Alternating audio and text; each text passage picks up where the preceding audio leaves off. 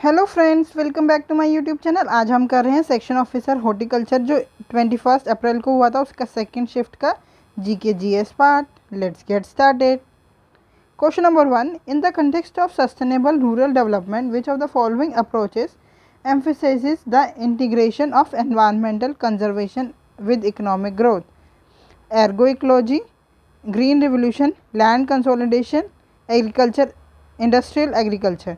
सतत ग्रामीण विकास के संदर्भ में निम्नलिखित में से कौन सा दृष्टिकोण आर्थिक विकास के साथ पर्यावरण संरक्षण के एकीकरण पर जोर देता है? कौन सा देता है?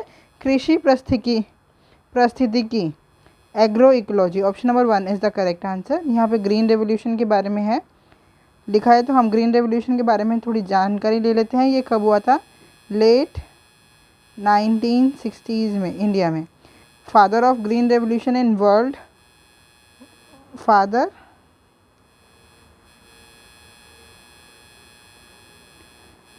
Of green revolution in world कौन है? Norman Borlaug.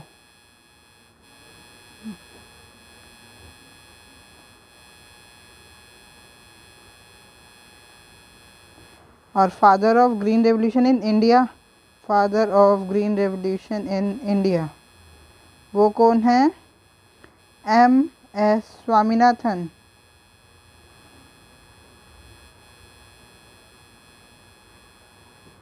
और ग्रीन रेवोल्यूशन में यूज़ की थी HYV, high yield variety seeds. ठीक है। Question number 2, in which of the following institutes did India conduct its first human clinical trial of gene therapy for हीमियोफीलिया ए? निम्नलिखित में से किस संस्थान ने भारत में हीमियोफीलिया ए के लिए जीन थेरेपी का पहला मानव नैदानिक परीक्षण किया? किसने किया था? Christian medical college Vellore. Option number 2 is the correct answer.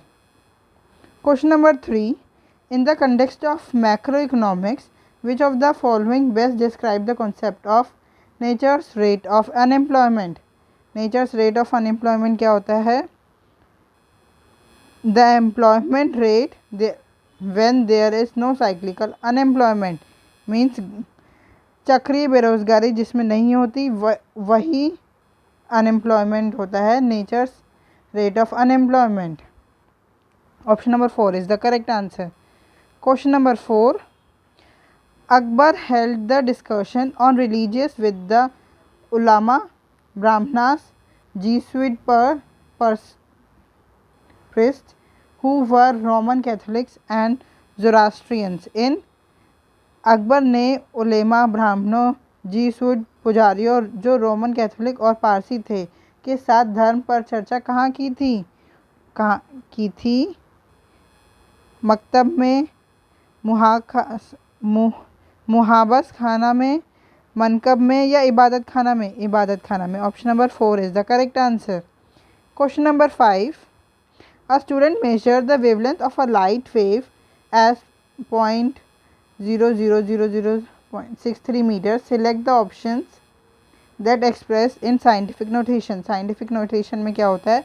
एक डिजिट, उसके बाद पॉइंट, फिर मतलब 1 के बाद पॉइंट और उसके बाद कितनी ज़ीरो हो गई ये? अगर हम देखो यहाँ पे पॉइंट है, हमारे को इसको यहाँ पे लाना है, तो कितना हो गया? 1 2 3 4 5 6 एंड 7, तो हम लिख देंगे 10 की पावर -7। और क्या यूनिट है? मीटर। कौन सा ऑप्शन हो गया? Option number 3 is the correct answer.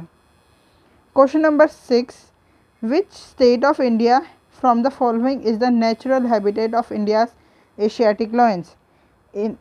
निम्नलिखित में से भारत का कौन सा राज्य भारत के एशियाई शेरों का प्राकृतिक आवास है? वो है Gujarat. Gir forest national park and wildlife sanctuary. Gir forest national park and wildlife century.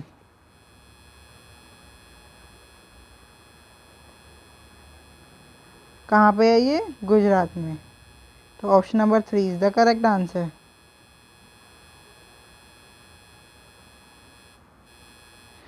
Question number 7, What percentage of annual rainfall does India receive in the latter half of summer the duration of which range from 1 to 5 months in different parts of the country? Bharat में गर्मियों के उत्तरार्ध में वार्षिक वर्षा का कितना प्रतिशत प्राप्त होता है जिसकी अवधि देश के विभिन्न भागों में 1 से 5 महीने तक रहती है? वो है more than 80%. Option number 2 is the correct answer. Question number 8. What is the primary purpose of declaring a language as classical? किसी भाषा को शास्त्रीय घोषित करने का प्राथमिक उद्देश्य क्या होता है? वो है to recognize its ancient and rich literacy tradition, to increase the number of speakers, to replace modern dialects, to make it an official language of India. नहीं. Option number 1 is the correct answer. To recognize its ancient and rich literacy tradition. इसकी प्राचीन और समृद्ध साहित्य परंपरा को मान्यता देना. हमने कल की वीडियो लेक्चर में पढ़ा था कि क्लासिकल लैंग्वेजेस कितनी है हमारी. पहले 6 क्लासिकल लैंग्वेजेस थी. वो कौन सी थी? तमिल, संस्कृत, कन्नड़,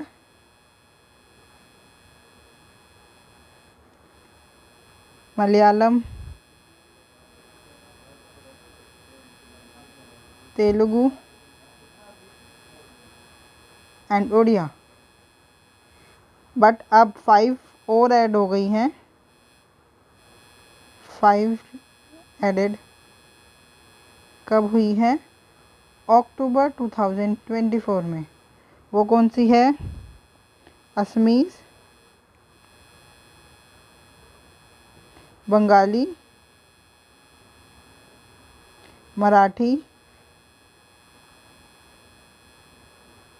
पाली एंड प्राकृत.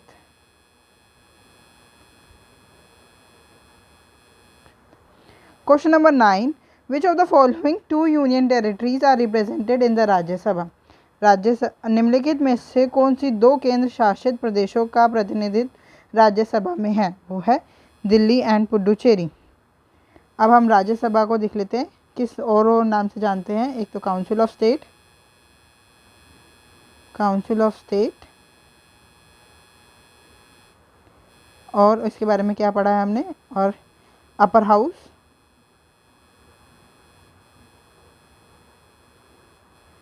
और ये इस्टेब्लिश हुई थी 3 अप्रैल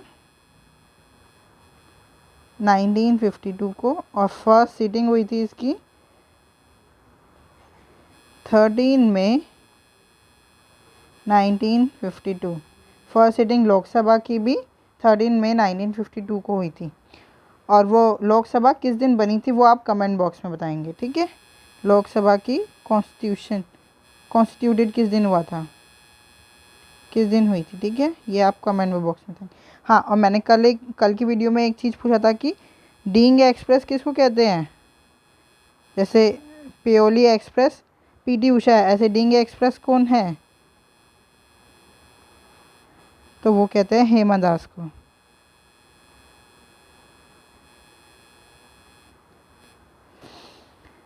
और जो राज्यसभा का कॉन्स्टिट्यूशन दे रखा है, कॉन्स्टिट्यूटेड मतलब ये कैसे बनी हुई है, इसमें कितनी मैक्सिमम स्ट्रेंथ होती है? वो है आर्टिकल नंबर 80.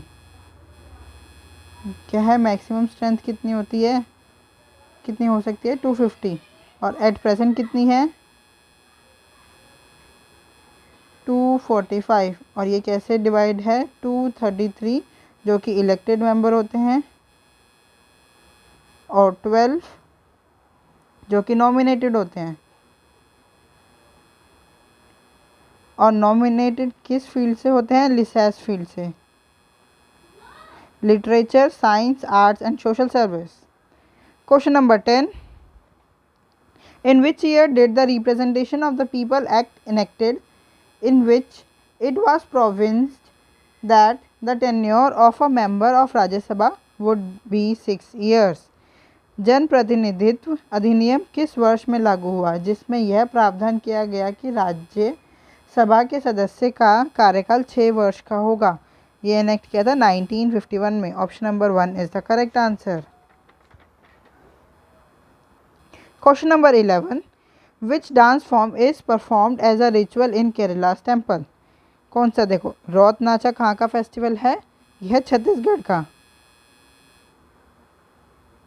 डांस है। ये Raut Nacha is a dance of Chhattisgarh. Theyyam is a dance of Kerala. Fugdi कहाँ का है? गोवा का। और घूमर सबको ही पता होगा, राजस्थान का। तो अगर हमें डांस पता है तो हम इसका आंसर तो आराम से निकाल सकते थे। Theyyam is a dance perform as a ritual in Kerala's temple. Kerala's के और फोक डांस देख लेते हैं कौन कौन से हैं। एक तो हो गया थेयम, दूसरा हो गया थिरुवटी का वटीरा कल्ली, थिरुवटीराकल्ली,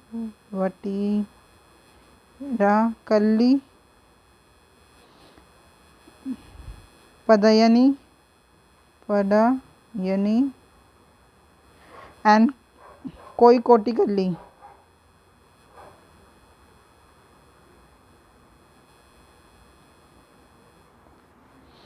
question number 12, if the tails of a large family of mice are removed generation after generation by surgery, then their future progeny will। यदि चूहों के एक बड़े परिवार की पूंछ को सर्जरी द्वारा पीढ़ी दर पीढ़ी हटा दिया जाए तो उनकी भावी संतान कैसी होगी? Have very short tails, become tailless, have normal tails, have 50% of them tailless and the remaining have normal tails. देखो, सर्जरी से टेल निकाल रहे हैं जनरेशन से जनरेशन, बट उससे हेरिडिटी पे कोई फ़र्क नहीं पड़ा, इसलिए उन सब की नॉर्मल टेल आएगी ही आएगी। जो आगे की जनरेशन होगी, future progeny will have normal tails. उनकी सामान्यतः पूँछ वाली होगी उनकी भावी संतान। ठीक है, option number 3 is the correct answer. Question number 13, which union territory was excluded from the census of 1951 census and its population was estimated on the basis of the previous census data। कौन 1951 की census से कौन सी union territory exclude की थी? वो थी Jammu and Kashmir. Option number 3 is the correct answer.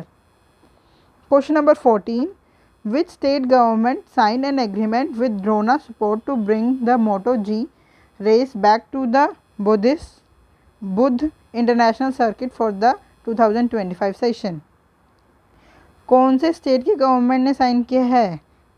ये है Uttar Pradesh. Option number 2 is the correct answer. Uttar Pradesh state government sign an agreement with Dorna Sports to bring the MotoGP race back to the Buddh international circuit for the season 2025। Question number 15, who among the following gradually came to settle the northwestern India around Takshila in the 1st century BC after getting defeated by their neighbors the Yauchis, the tribal stock to which the Kushans belonged? निम्नलिखित में से कौन अपने पड़ोसियों यहूचिस, कुशान जिस जनजाति से संबंधित थे, से पराजित होने के बाद धीरे धीरे पहली शताब्दी ईसा पूर्व में तक्षशिला के आसपास उत्तर पश्चिमी भारत में बसने लगे? वो थे Shakas. Option number 1 is the correct answer. Question number 16, which of the following scenarios best illustrate the concept of economic profit for a firm in India? The firms total revenue equals total cost including opportunity cost of capital. यहाँ पे हमें एक बार opportunity cost बता देती हूँ क्या होता है। अगर आप किसी एक विकल्प को चुन रहे हैं उस और दूसरे उससे सबसे अच्छे विकल्प को छोड़ रहे हैं, तो उस जो आपने विकल्प छोड़ दिया, अपॉर्चुनिटी छोड़ दी, उससे जो आपको प्रॉफिट होता है, लाभ होता, उसको अपॉर्चुनिटी कॉस्ट कहते हैं। जैसे आप एक कॉन्सर्ट में जा रहे हैं, उसमें आप अपना टाइम और मनी लगा रहे हैं, और अपॉर्चुनिटी कॉस्ट क्या है? जो आपने अदर थिंग्स उसके बारे में सेक्रीफाइस कर दी। जैसे अगर आप उस टाइम पे 3 घंटे का कॉन्सर्ट है, तो उस टाइम पे आप स्टडी करते, वर्किंग करते या फैमिली के साथ टाइम स्पेंड करते, यही तो बेस्ट ऑल्टरनेटिव है। तो ये जो आपने छोड़ दिया, इसको अपॉर्चुनिटी कॉस्ट कहते हैं। ठीक है, समझ आ गया होगा आपको। तो क्या है question? Illustrate the concept of economic profit, तो ये नहीं होगा। The firm's accounting profit is higher than the explicit cost, but lower than its implicit cost, ये भी नहीं होगा। The firm's revenue from sales of covers all explicit cost but not implicit cost, ये भी नहीं होगा। The firm earns a positive return on investment that exceeds the opportunity cost of capital, यही ठीक होगा। Option number 4 is the correct answer. Firm निवेश पर सकारात्मक रिटर्न अर्जित करती है जो पूंजी के अवसर लागत से अधिक है। जो आपने इम्प्लिसिट कॉस्ट छोड़ा है ना, उससे ज़्यादा है ये जो फर्म अर्न कर रही है profit, positive return on investment, तो यही है economic profit. Question number 17, which section of the citizen act 1955 describe the special provision for citizenship of person coming under Assam. नागरिकता अधिनियम 1955 की कौन सी धारा असम के अंतर्गत आने वाले व्यक्तियों की नागरिकता के लिए विशेष प्रावधानों का वर्णन करती है? वो है section 6A। Option number 2 is the correct answer.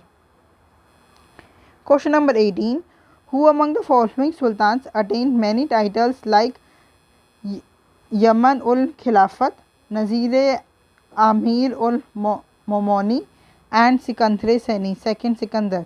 देखो सिकंदर सैनी, ये क्वेश्चन पहले भी हम कर चुके हैं। सिकंदर सैनी का टाइटल किस सुल्तान ने लिया था? Alauddin Khilji. Option number 1 is the correct answer. इससे हम ये याद कर सकते हैं कि अलाउद्दीन खिलजी ने कौन कौन से टाइटल लिए? Sikandar Saini, Yaman ul Khilafat and Naseer Aamir ul Momini. Question number 19, what is the purpose of the joint NASA ISRO synthetic aperture radar mission being prepared by India and the United State as announced in 2024? इसका क्या पर्पस था to measure earth changing ecosystem, dynamic surface and ice masses. Option number 4 is the correct answer. पृथ्वी के बदलते प्रस्थितीकरण, गतिशील सतहों और बर्फ के द्रव्यमान को मापना, किसका टारगेट था ये? नासा इसरो का जो ज्वाइंट है synthetic aperture radar mission. Question number 20, last question of the day. Which work by Bankim Chandra played a pivotal role in fostering nationalistic sentiments among Indians during the British Raj, inspiring them to resist British oppression? Bankim Chandra की किस रचना ने British राज के दौरान भारतीयों में राष्ट्रवादी भावनाओं को बढ़ावा देने और उन्हें ब्रिटिश उत्पीड़न का विरोध करने के लिए प्रेरित करने में महत्वपूर्ण भूमिका निभाई? इससे ये पता चलता है कि वो पूछ रहे हैं बंकिम चंद्र की बुक कौन सी है? वो है Anand Math. Option number 3 is the correct answer. Gitanjali किसकी बुक है? रविंद्रनाथ टैगोर की, रविंद्रनाथ टैगोर जी की।